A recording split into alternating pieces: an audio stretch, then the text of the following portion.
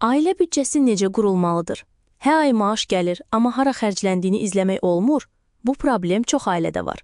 Çıxış yolu isə düzgün qurulmuş büdcədir. Gəlin addım-addım baxaq, necə etmək olar? Birinci addım. Əvvəlcə bütün gəlirləri qeyd et. Maaş, əlavə qazanc, hətta xırda gəlirləri də unutma. İkinci addım. Sonra xərcləri qruplaşdır. Zəruri olanlar, məsələn, ərzaq, kommunal və əlavə olanlar əyləncə, istirahət. Üçüncü addım. Qızıl qayba. Xərclərin gəlirlərdən artıq olmamasına çalış. Lazım gələrsə, artıq xərcləri azalt. Dördüncü addım.